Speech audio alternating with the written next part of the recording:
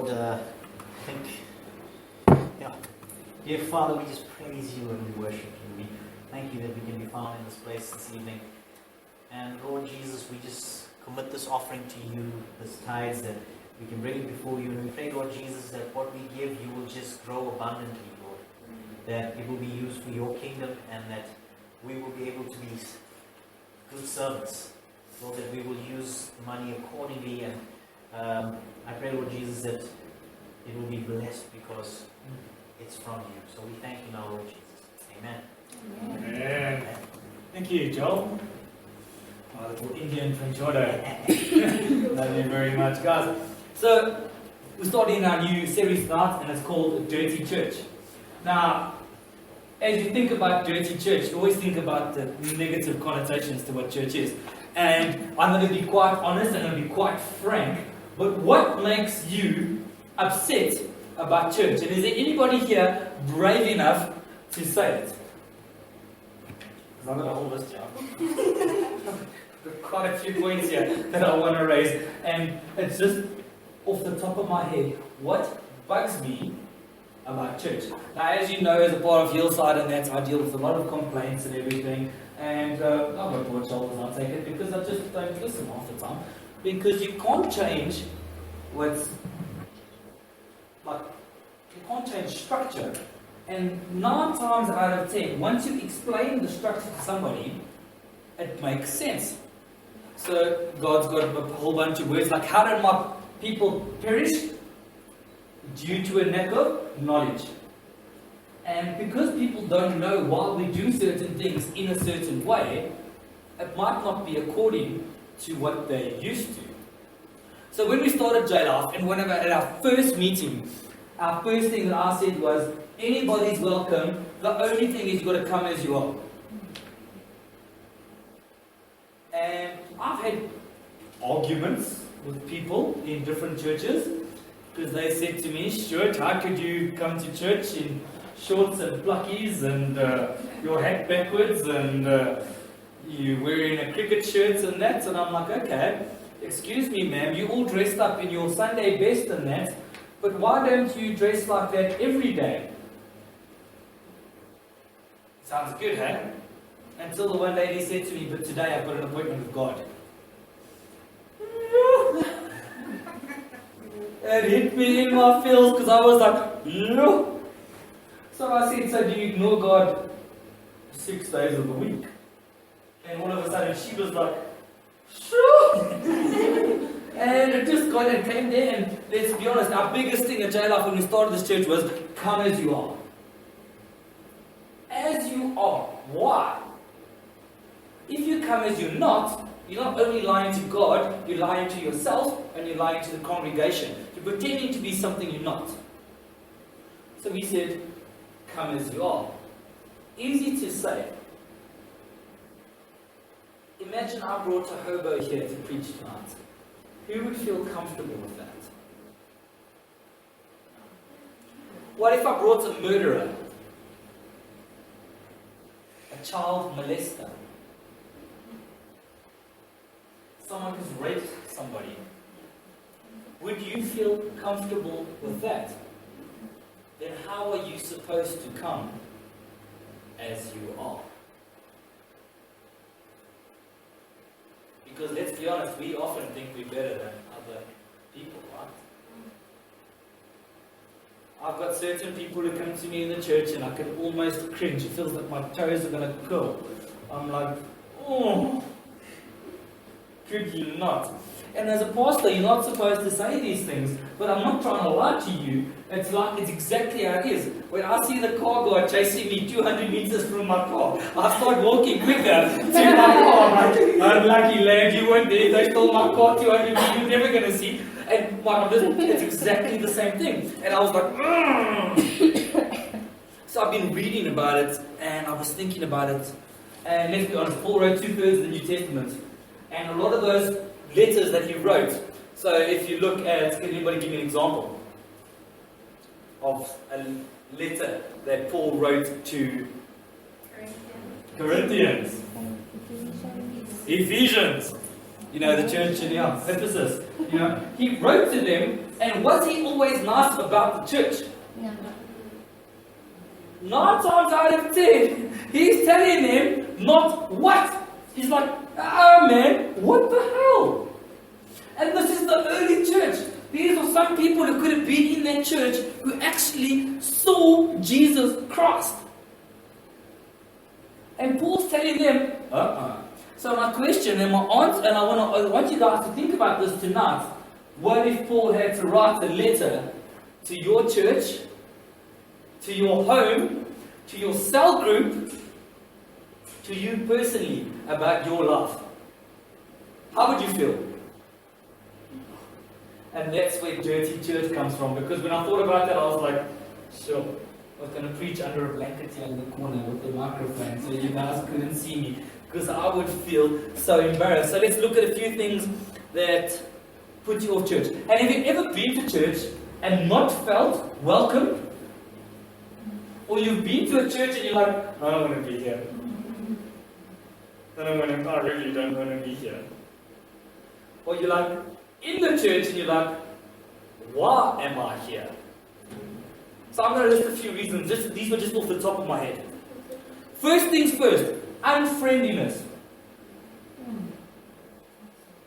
Ever walked into a church and you felt like, these guys don't care who I am. Don't care who I am.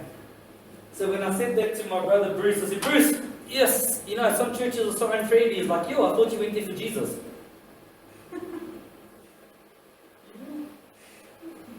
Oh, so you made it about you? Okay.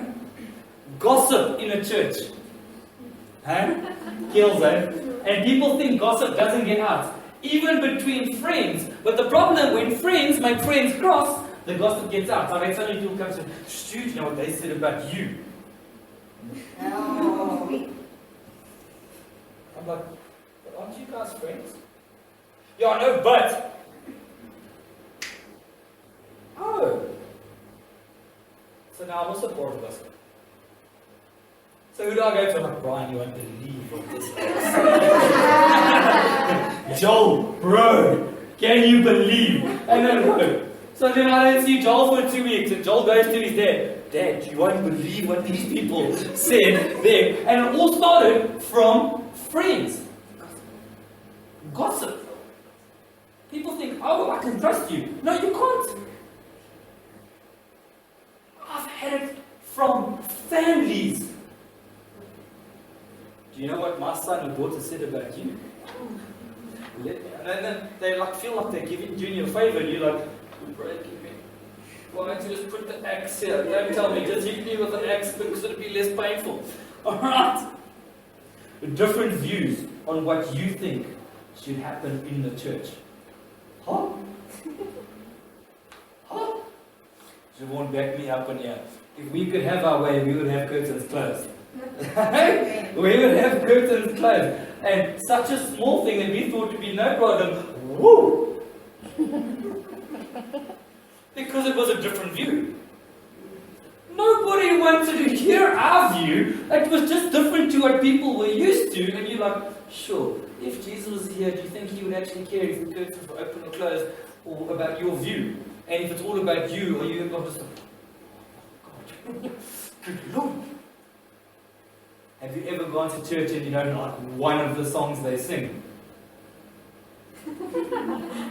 And you walk out and the first person you see from the band, they could be even the guy who just, his job was only to put up the music stands. Yes, I didn't like your music today. And you walk on. Why? Because it makes you feel better. Yes. Arrogance. My bad, I want to apologize right now. I'm very arrogant and I try not to be. Have you ever seen someone so arrogant in a church that you want to, when the tithing thing comes around, if you could beat them with it as a weapon? You know what I'm saying? When you, I've been to a guy when this guy was so good at worship on his guitar that in my mind I thought about taking those strings off and just pulling him around it, just to teach him a lesson in humility. A dictator in church where it's my way or the highway. Do you know how many pastors I know who are such good dictators that they plant the seeds for what they want. Hey, how about this? Is this a good idea? Yeah. Well, these are the options, and they make you believe what they want. Dictatorship. Not everybody thought Hitler should kill all the Jews. He got it a roundabout way. He made people feel good about themselves. He made them feel like they were contributing to a bigger thing. And pastors and leaders who abuse their power do the same thing. How many presidents do you know campaigns are amazing and then talk a good game? How many people complain about age in the church? Either too young, too old, not old enough, not young enough. And you're like, sure. So if Jesus was the pastor, he would say, listen here, you're not allowed here. Too old, too young, not old enough. And when somebody said that to me about 2 weeks ago, I was like, sorry, Jesus, right now. That's what I meant against my sister's car. I'm like, oh, Jesus, I messed up horribly. Because it becomes about age. Ungodliness. How often do you say, sure, but check out the life that person's living? And God's busy saying, sure, you think your one sin is worse than their 10? Sure. Who the problem is? Pride. Anybody ever made a decision in church? What you thought was good, and you were too full of pride to change it. 4 or 5 times this year. I made a choice, and I prayed about that choice, and I thought that's what God wanted. But I didn't, after a while, I realized that God was showing me it was not what He wanted, it's what Stewart wanted.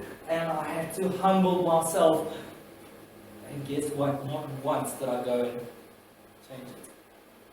So we're going to go through a few things here, and if Paul had to write a letter to our local church or our church today, what would he say? So I was reading an article on what makes a dirty church. Pastors are hired for their management skills. Too many pastors are paid and hired because they're public figure, number one. Their management skills are great, so that you guys should know that I wasn't hired for that because my management skills, without Ruth and Siobhan, I'd be a lost person in this world. They get paid for that because they're a good speaker. I know pastors who have just got the brand new Lamborghini. There's only 3 in South Africa. But he's paid because, sure, he can talk the talk. The problem is he's talking everybody else's talk.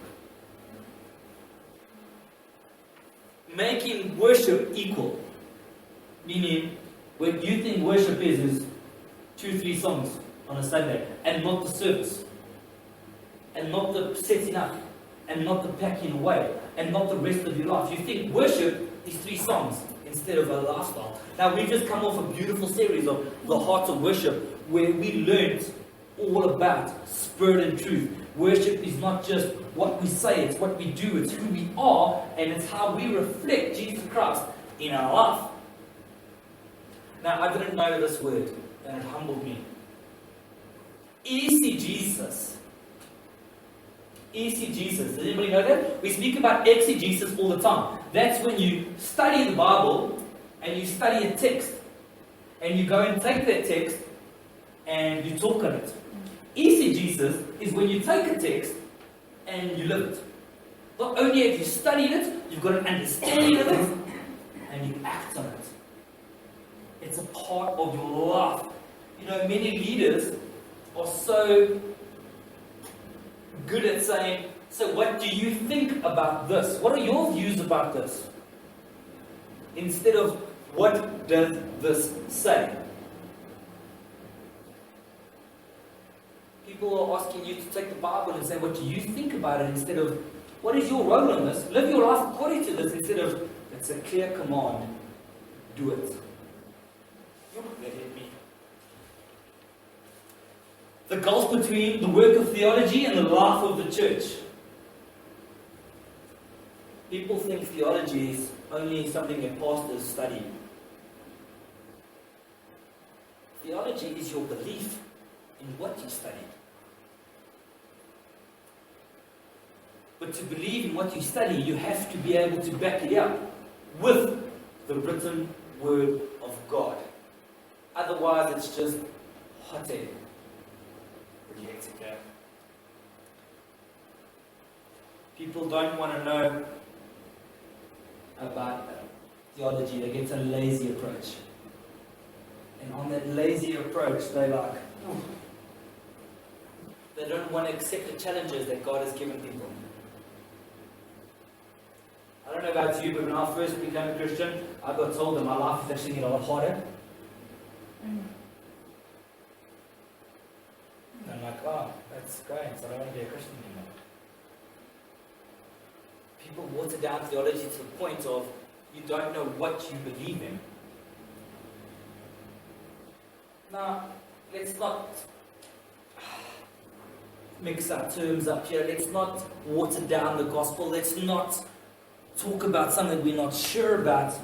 If I had to ask anybody here about their theology, if you could only answer me if you know the Bible.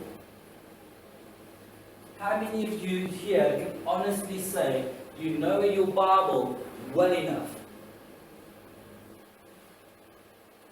Because every Sunday I ask my youth group about what we've done the last few weeks, and very rarely have they lived it. Otherwise they would be able to tell me theology.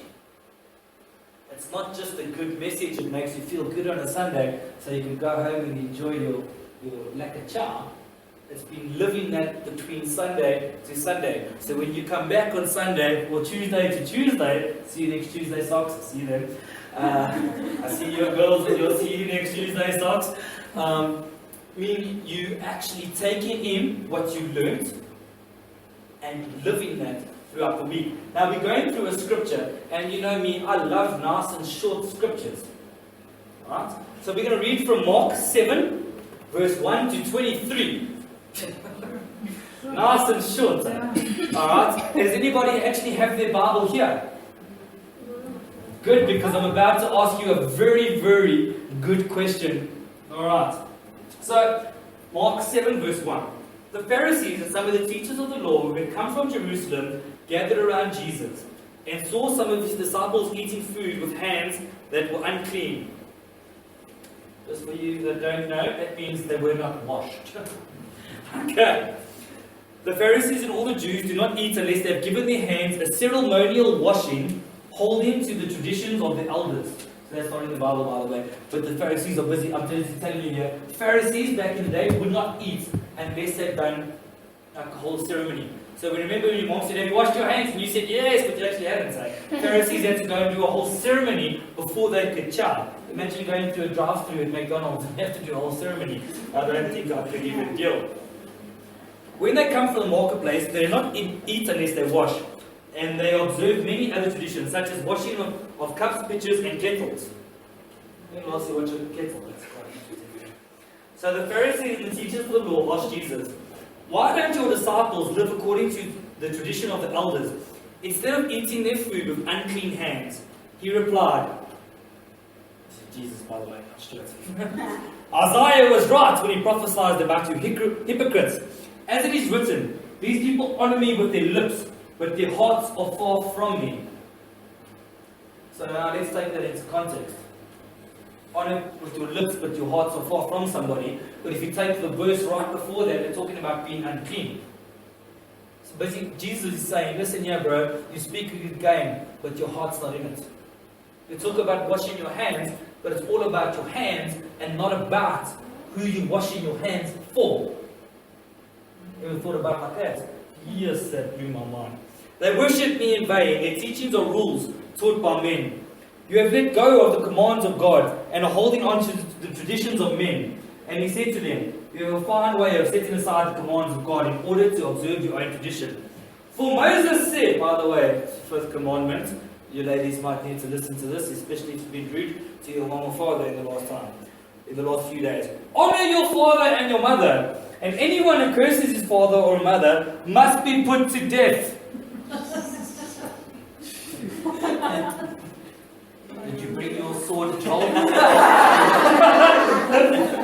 But you say that if a man says to his father or mother, whatever help you might otherwise have received from me is korban.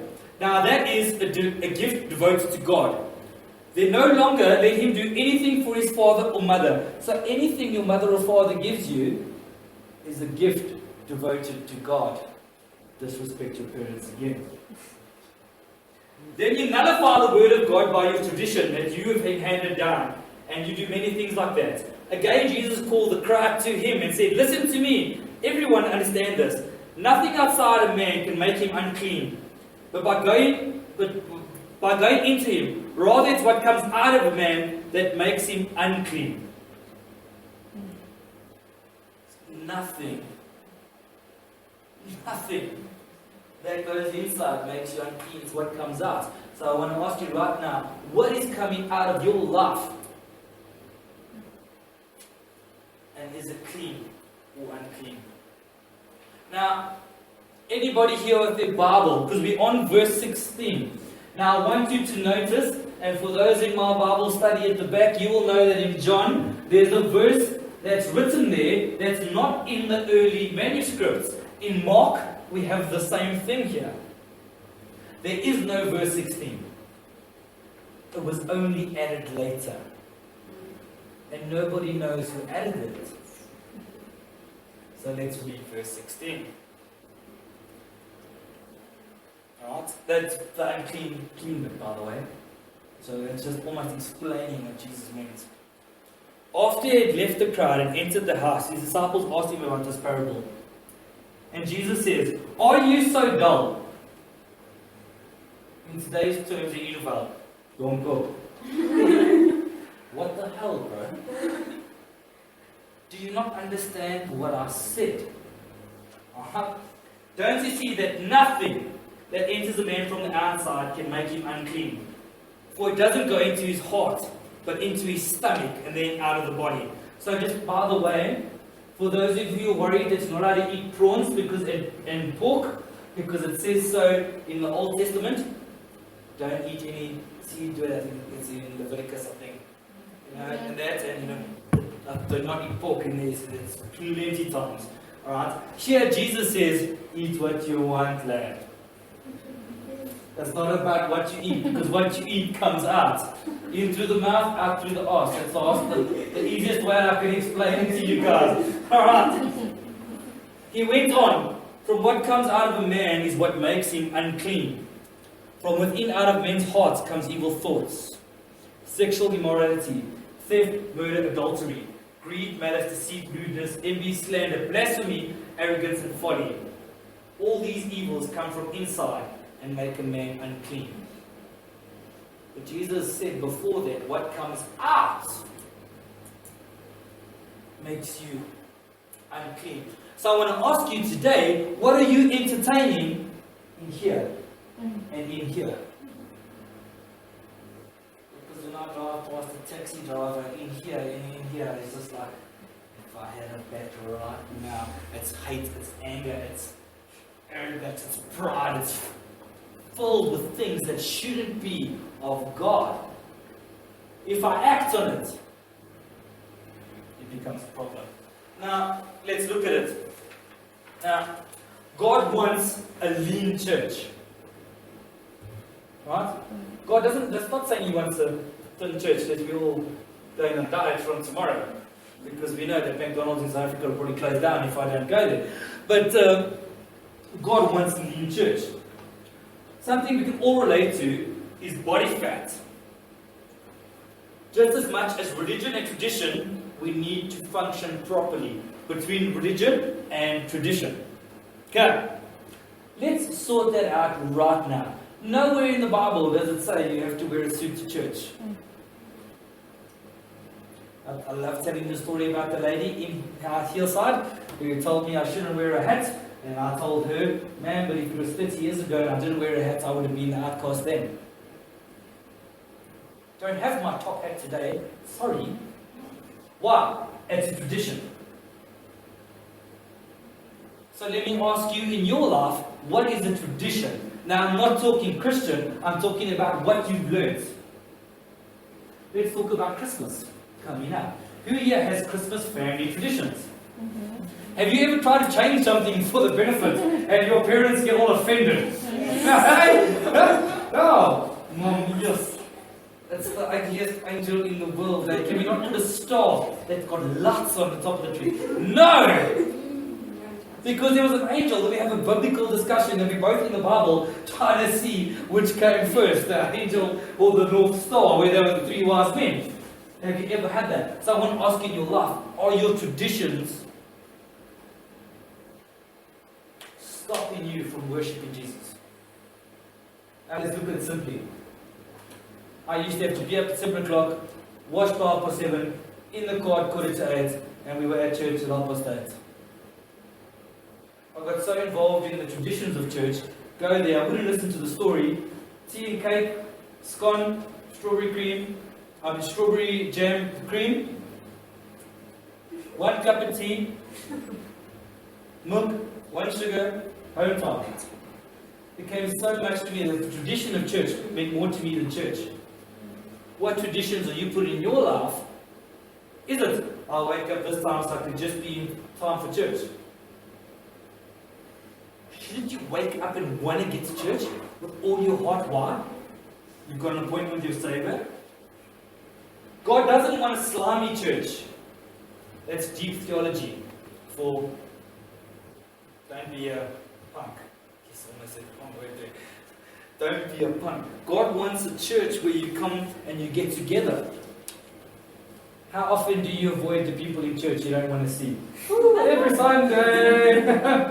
Right? Pretty. We've got this down to a T. We Pretty, just help me carry this. We just avoid people. Do you think that's the church God wants for His people? Shouldn't I be loving the people I don't like? God doesn't want a dirty talking church, but does want a church that's willing to talk about its dirt. When last have you had a church come and say, "Yo, guys, we stuffed up"? I've worked for 5 churches now, not once. And we come and say, "Guys, we always say maybe it's not God's timing." We blame it on God. Maybe it wasn't for us now. Instead of saying, "We were hasty, we stuffed up." Let's look at verse 21. The Greek of evil thoughts is literally the word for dialogue. So from within, out the heart's men's proceeds in the consideration, dialogue, discussion of worthless, injurious, harmful thought. The list of sins that need to be dealt with. So that's the Greek version of what they were saying right there. Greek evil thoughts is literally the word or dialogue. So from within, out of the heart's proceeds and consideration, dialogue, discussion of worthless, injurious, harmful thoughts, the list of sins that needs to be dealt with. When last did you look at yourself and say, "I need to deal with this because I am the problem"? What's the first thing people do when they have a problem? Leave the church. Wow, it's easiest. Difficult to say you were wrong. Difficult to say you stuffed up. Difficult to say, "I'm actually tired of working here. Let me enjoy here."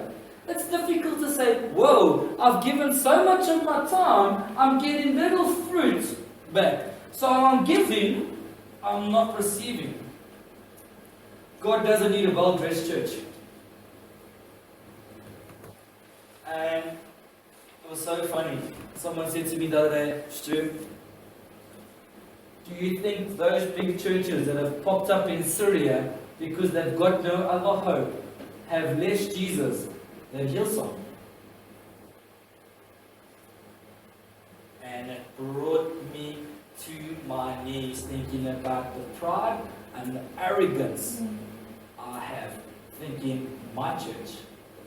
Look what I've done for you guys in Hillsong. You know what I'm saying?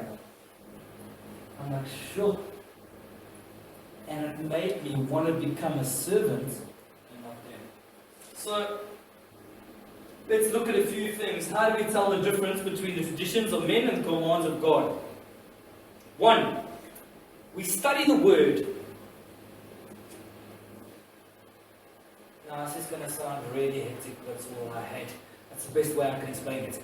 Eating and digesting the Word, meaning taking it in and living it.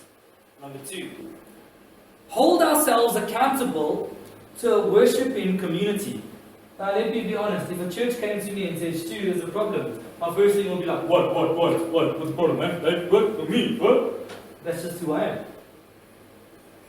I wouldn't want to say, hey, you guys are right. I might come back with my tail between my legs a week later and say, sorry. But we need to hold ourselves accountable to a worship community. Letting others tell us if what comes out of us is good or bad. Imagine someone that's come tell you what's coming out of your life is bad. And be like, good, check this. First thing, nobody wants to hear about bad things. Let's be honest, most churches are full of people who are afraid to tell the truth about their church.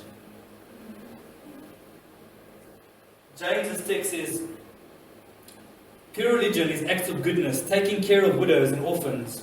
You don't become good by doing good acts.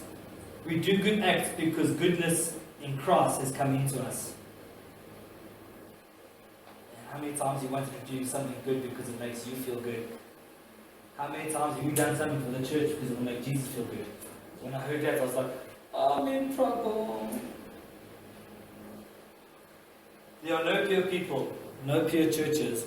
Only people in churches who are regularly and humbly seek to purify by the cleansing blood of their Savior Jesus Christ.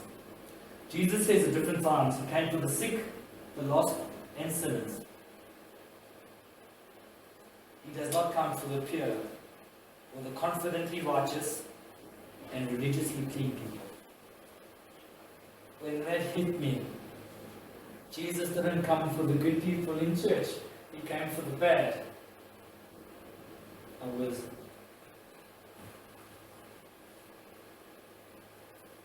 Then it went on to me to think in saying, what makes you think that God thinks you better than that person?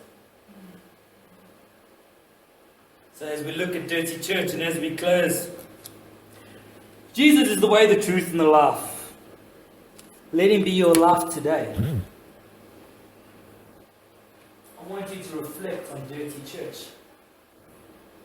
But I want you to reflect on how you might be the dirt in the church.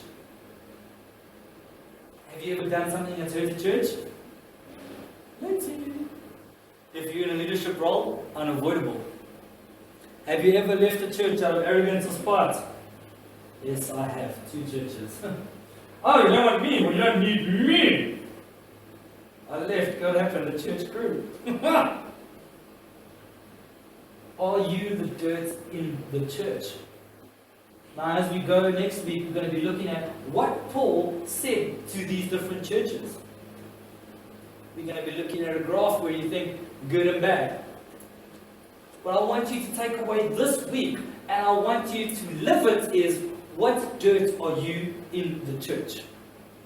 Is it you don't want to attend that function because someone's going to be there, someone's organizing it, someone's doing it. You don't want to attend worship because you don't like that person singing. Who's the problem with? You. Why?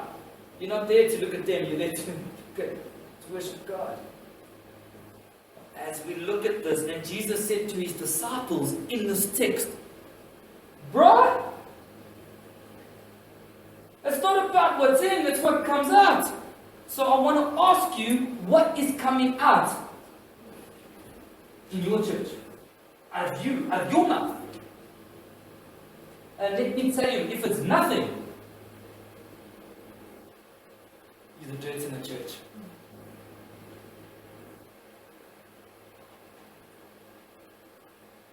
Do you think Jesus would say that though?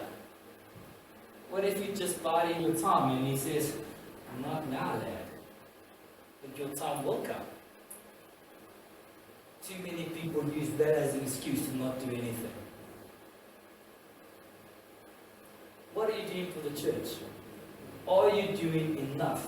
What is coming out of you in church?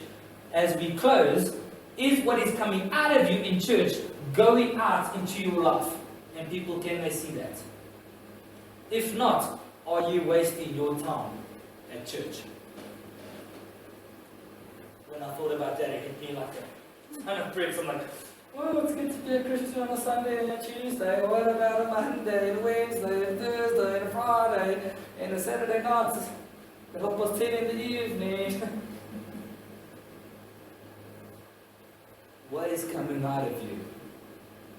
Or are you the dirt in the church? Now, guys, this is a harsh message, and please, not all of them are going to be harsh. Next week, we're going to be talking about the grace of God and how Paul came and said, hey, bro, you got stuffed up, but, hey, wait now, let's do this. But I need you, before we get to that building point, you have to think where you are right now. What you need to do to get there. I always say this, if you're on the same level, you're probably backsliding. Let's think about that. Heavenly Father, we come before you as we think about Dirty Church, Lord. And I want to apologize on behalf of myself and behalf of everybody here, Lord. If we've been a part of the dirt in your church, Lord, you don't want dirt in your church, Lord, because we were made to love you, Lord. We were made to worship you. We were made to give you all honor, praise, and glory, Father. And if we've stuffed up, Lord, I want to say sorry. I pray, Holy Spirit, that you might open our hearts and open our minds tonight to where we might have been the stumbling block, the stepping stone to either building or breaking someone else down because of the dirt either in our lives, in our hearts, or us together in corporate worship at the church, Father. I want to say sorry, Lord. But Lord, we're going to take this bold step and proclaim that we want to build, Lord, and that you might show us how we can grow. Lord, when people look at the Church of J-Life and of Hillside, Lord, I pray that they can see by our fruits, Lord, coming out of our lives, that we were made to love and glorify you, Lord. Yeah, Lord, we're going to stuff up, Lord. Yeah, we're going to make mistakes. Lord, yeah, we're not going to be perfect, but we know by your grace, Father, that we're exactly where we need to be right now. Continue to build us. Continue to guide us. Continue to love us. And as you go our separate ways, Lord, I want to pray Psalm 91 over us, that your angels can about us to protect us. Holy Spirit, speak to our life so that we might not become dirt, Lord, but become a pebble. From a pebble to a brick. From a brick to a boulder. And proclaim your glory, Lord. In your precious name we pray. Amen. Amen. Guys, I want you to go out and be something for Christ this week. Be something that if somebody didn't know who you were, they would know there's something different about you. You don't even have to mention Jesus' name, but they would know there's something different about you because you've got something greater. Amen. Let's go home.